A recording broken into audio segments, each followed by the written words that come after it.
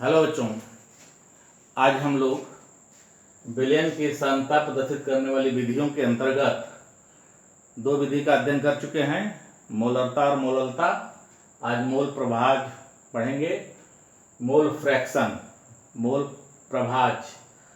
माना किसी विलयन में n मोल विलेय। विलयन कैसे बनता है? तो विलयन बनने का तरीका होता है, विलयन जो होता है यह विलेय और विलायक के मिलने से बनता है। तो विलयन, ये विलयन, तो इसमें मान लीजिए n मोल विलेय है और कैपिटल N मोल विलायक है। इस विलयन में अगर विलेय का नाम हम A ले लेते हैं, विलायक का नाम B ले लेते हैं। माना किसी विलयन में n मोल विलेय A तथा n मोल विलायक B उपस्थित हैं, तब विलयन में मोलों की कुल संख्या हो जाएगी n प्लस n। कुल मोल n प्लस n हो जाएंगे। तो मोल प्रभाज जो होता है, मोल फ्रैक्शन जो होता है, मोल भिन्न जो होता है, वह घटक मोलों की संख्या बटे कुल मोलों की संख्या। दो घटक हैं, पहला है विलेय, दूसरा है विलायक। तो विलेय का मोल प्रभाज यानी A यहाँ विलेय है, देखिए A विलेय का मोल प्रभाज बराबर XA बराबर A के मोलों की संख्या यानी घटक A के मोलों की संख्या यानी विलेय के मोलों की संख्या बटे कुल मोलों की संख्या, यानी XA बराबर n बटे n प्लस n। कुल मोलों की संख्या n प्लस n है। इसी तरह B का मोल प्रभाज, B के मोलों की संख्या, तो B के मोलों की संख्या देखिए, B के मोलों की संख्या जैसे ये कैपिटल N है, कैपिटल N बटे n प्लस n, ये हो गया मोल प्रभाज। मोलों की संख्या कैसे करते हैं? विलेय का द्रव्यमान ग्राम में बटे विलेय का अणुभार, ये हो गया। विलायक के मोलों की संख्या विलायक का द्रव्यमान ग्राम में बटे विलायक का अणुभार हो गया। तो हम इसको XA को हम ऐसे लिख सकते हैं, XA बराबर यहाँ पे XA बराबर n अपान में n प्लस n। तो n का मान क्या है? n का मान WA यानी WA बटे में ma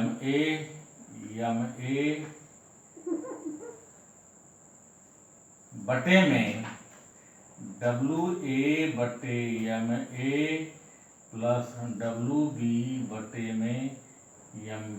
मोलों की संख्या निकालना आप सीख चुके हैं। तो WA बटे ma प्लस WB मोलों की संख्या हो गई, ये मोल है।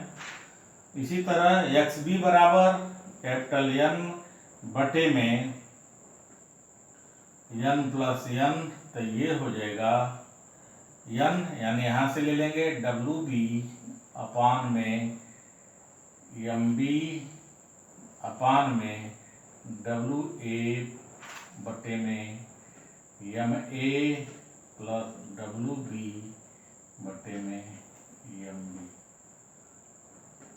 इसी तरह XA प्लस XB का मान लिखेंगे, तो XA का मान यहाँ से लिख देते हैं, यानी n बटे में n प्लस XB का मान यहाँ से लिख देते हैं, n बटे में n प्लस n बराबर n प्लस n बटे में n plus n is equal to 1। अतः किसी विलायक के सभी घटकों का मोल प्रभाज एक होता है। दो घटक होते हैं विलायक में, किसी विलयन के सभी घटकों का, विलयन में विलेय और विलायक होते हैं। इस पर हम आधारित एक सवाल करते हैं, दो सवाल है। तो इस सवाल को देखिए इस तरह। आयोडीन का, पहला क्वेश्चन नंबर 1 है, आयोडीन का बेंजीन में विलयन बनाया गया, आयोडीन को बेंजीन में घोला गया। तो बेंजीन आयोडीन यहाँ पर विलेय हो गया और बेंजीन विलायक हो गया। इस विलयन में आयोडीन का मोल प्रभाज 0.2 है। तो आयोडीन का बेंजीन में मोललता ज्ञात कीजिए, यानी मोल प्रभाज और मोललता में ये सेटिंग कर दिया इस तरह कि मोल प्रभाज, अगर लड़का मोल प्रभाज नहीं जानता है तो मोललता नहीं ज्ञात करेगा। मोल अब देखिए, जब प्रश्न नहीं आते हैं, इसे ये प्रश्न पढ़कर घबराहट अगर कैसे लगेगा, तो घबराने की जरूरत नहीं है। आप जो है जब प्रश्न नहीं जानते हैं, हल नहीं जान रहे हैं, तो दोनों को तुरंत परिभाषा के पास जाइए, परिभाषा उसका उत्तर बताएगी। अब हमें मोललता ज्ञात करना है, तो ये सूत्र है मोललता बराबर, अब मोललता की परिभाषा, मोललता बराबर विलेय के मोलों की संख्या बटे में विलायक का द्रव्यमान ग्राम में गुणे 1000, ये परिभाषा है। यहां मोललता m बराबर किसका मोललता, यानी विलेय का मोललता, n यानी मोललता m बराबर विलेय, यहां पर आयोडीन है तो n आयोडीन के मोलों की संख्या बटे में विलायक का द्रव्यमान, यानी W, बेंजीन का सूत्र होता है C6H6 गुणे 1000। यही हमें निकलना है, यहां पर हमें पहुंचना है। यहां पर पहुंचने के लिए हम पहले आते हैं जो दिया गया है, तो क्वेश्चन है आयोडीन के का मोल प्रभाज है, मोल प्रभाज जो है ये दिया है 0.2, और यहां से अगर आप आएंगे आयोडीन का मोल प्रभाज यानी XA प्लस XB का मान 1 होता है, यानी आयोडीन का मोल प्रभाज प्लस बेंजीन का मोल प्रभाज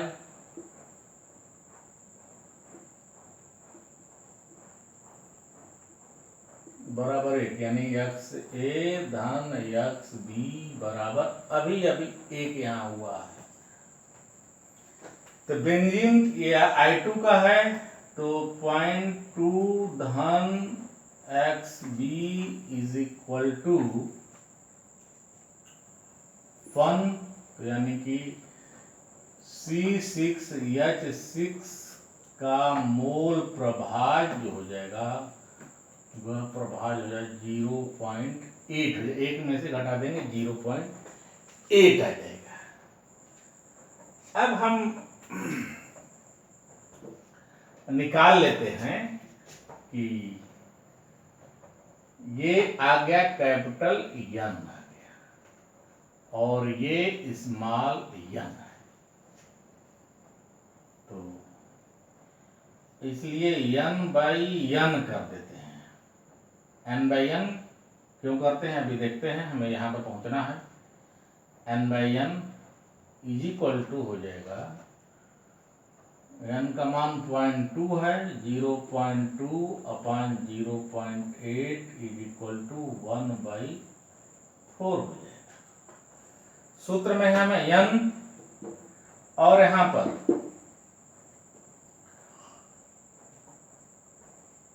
अब यहाँ इसको हम यहाँ लिख रहे हैं, तो n बाई n विलायक का, विलायक के मोलों की संख्या, विलायक के मोलों की संख्या है विलायक का द्रव्यमान बटे विलायक का अणुभार, तो ये हो जाएगा यहाँ से, ये यहाँ से ले रहे हैं n बराबर WB बटे में MB, B यहाँ बेंजीन है तो यहाँ हो जाएगा, इसका मान रख दे रहे हैं, तो WB बटे में n बाई n बराबर हो जा रहा है 1/4, तो n बाई WB अपान में MB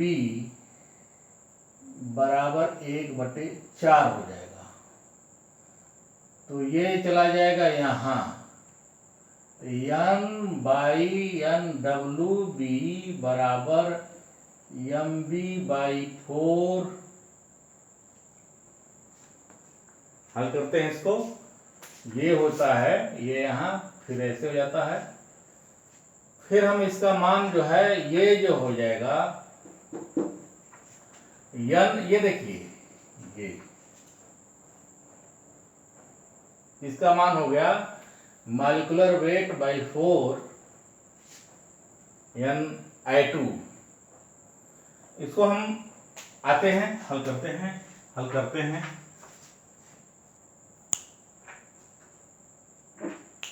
यहां से जैसे हल करेंगे इसको तो ये चला जाएगा, यहां आ जाएगा, तो ये हो जाएगा, ये बराबर हो जाएगा n इंटू एम बी बटे में W B is equal to 1/4। ठीक, तो यहाँ n by W B is equal to 1/4 into M B. अब बेंजीन का अणुभार यानी C6H12 का अणुभार हो जाएगा C6H6 का, तो 12 गुणे 6 धन 6 गुणे 1, तो 12 छक 72 धन 6 इज इक्वल टू 78 हो जाएगा। तो ये हो जाएगा 1/4 गुणे 78।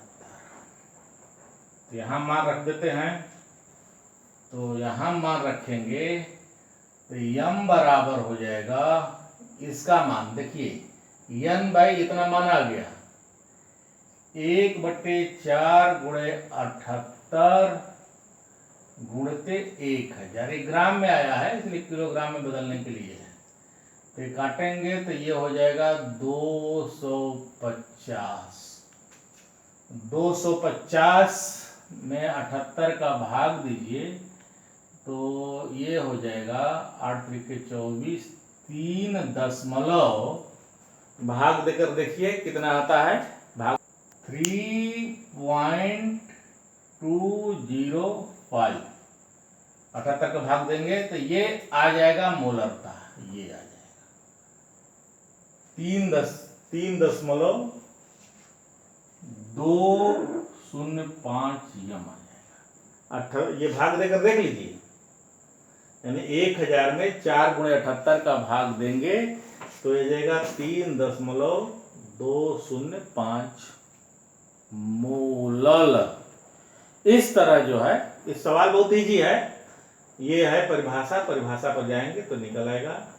इसमें सबसे खास बात है कि कॉपी पेन ले लीजिए और प्रश्न को साथ साथ लगाइए। आइए हम लोग दूसरा प्रश्न भी हल करते हैं। ये दूसरा प्रश्न, इसको हल करते हैं। आइए, 2.54 ग्राम आयोडीन को 59.75 ग्राम क्लोरोफॉर्म में घोलने पर प्राप्त विलयन की मोललता बताइए। विलयन में आयोडीन के मोल प्रभाज की गणना कीजिए। तो पहले हम मोल प्रभाज ही निकाल लेते हैं, आयोडीन का मोल प्रभाज निकाल लेते हैं या मोललता निकाल लेते हैं। तो ये है, सूत्र वही है, मोललता बराबर, मोललता है विलेय के मोलों की संख्या विलायक का द्रव्यमान ग्राम में गुणते 1000। तो विलेय के मोलों की संख्या, तो ये पहला काम विलेय के मोल, तो n बराबर निकालेंगे, n बराबर WA बटे MA। तो WA देखिए 2.54 बटे MA molecular weight of iodine, iodine का है परमाणु भार 127 है, तो अणु भार हो जाएगा 127 254। तो इसको हल करेंगे तो ये हो जाएगा 200, इस 2.54 में 100 का गुणा कर दीजिए, और यहाँ 254 में भी 100 का गुणा कर दीजिए, तो ये जगह 254 बटे में 254 गुणे 1/100 हो गया। तो यह एक बार में यानी 0.01 मोल आ जाएगा। तो हो जाएगा 0.01 मोल हो गया। विलेय के मोलों की संख्या यहाँ पर यह हो जाएगा 0.01 में भाग दे देना है हमको 59.75 गुणे 1000। अब इसका भाग दीजिए और हमको बताइए, मैंने 0.01 में 59.75 का भाग दीजिए और भाग देकर बताइए, या इसको हम कर सकते हैं, ये देखिए ये हो जाएगा 10, 3 अंक पर लाएंगे 10 बटे 59.75, तो 10 में 59.75 का भाग देंगे तो मोलता यम बराबर हो जाएगा। भाग देकर देख लीजिए, भाग दीजिए और देखिए ये हो जाएगा 0.167 मोलर। यहाँ है, भाग देकर देख लीजिए। इसी तरह मोल प्रभाज निकालना है, तो मोल प्रभाज निकालने के लिए सूत्र है किसके, विलेय का। तो XA निकालने के लिए सूत्र है N बटे में N प्लस, N तो ऑलरेडी हमारा निकला हुआ है, N अभी हम निकाले थे, N निकाले हैं कितना था, Ni2 था 0.01। कैपिटल N निकालते हैं, इसके निकालने के लिए कैपिटल N बराबर WB बटे में MB। WB मान दिया है 59.75 बटे में क्लोरोफार्म का अणुभार, क्लोरोफार्म। अब ये सब समस्या आती है, जैसे सूत्र नहीं तो सूत्र आप कुछ सूत्र, क्लोरोफार्म का सूत्र क्या होता है, उसका अणुभार क्या होगा, तो क्लोरोफार्म का सूत्र होता है CHCl3 यानी C12-1-3 × 35.5, 12-13 हो गया, धन 3×5=15, 3×5=15=16 और 3×6=18, 10, 35×3=105, 100, हाँ तो ये हो जाएगा 119.5। भाग दीजिए 119.5, ये भाग देंगे तो 60×120, तो ये लगभग जो है 0.50 आ जाएगा। तो 0.50, तो ये हो जाएगा, यहाँ फार्मूला पर आइए, यानी NXA यानी विलेय का मोल प्रभाज हो जाएगा 0.01 अपान में 0.01 प्लस 0.50, और इसको जब हल कराएंगे तो ये 0.01 में 0.51 का भाग दे देंगे, तो यानी 1 में 51 का भाग देंगे और 1 में 51 का भाग देंगे तो कितनी बार जाएगा, ये है करीब 0.2 से थोड़ा कम होगा, 0.0196 बार भाग जाएगा, यही आंसर हो जाएगा, यही आंसर हो जाएगा। आंसर है, इसको आप लगा लीजिए, प्रैक्टिस कर लीजिए। मोल प्रभाज इस पर प्रश्नावली किताब से भी हल करिए और जो प्रश्न नहीं आता है उसको पूछते रहिए। मोल प्रभाज खत्म हो गया। अब प्रतिशत में 2-3 बातें और हमें छूट गई, ये बताना है। जैसे W/W परसेंटेज में, प्रतिशत में, यानी सांद्रता ज्ञात करने का, प्रदर्शित करने का प्रतिशत में क्या है, यानी V/V या W/V ये प्रतिशत में व्यक्त करने का तरीका है, और ग्राम प्रति लीटर में व्यक्त करने का तरीका, ये सब बातें हैं। ये सब भी आप सीखे होंगे। तो अगर मान लीजिए समस्या होती है, प्रश्न हल करिए तो मैं बताऊंगा, नहीं तो हम लोग आगे बढ़ेंगे। बहुत बहुत धन्यवाद। आप प्रश्नावली को लगाइए।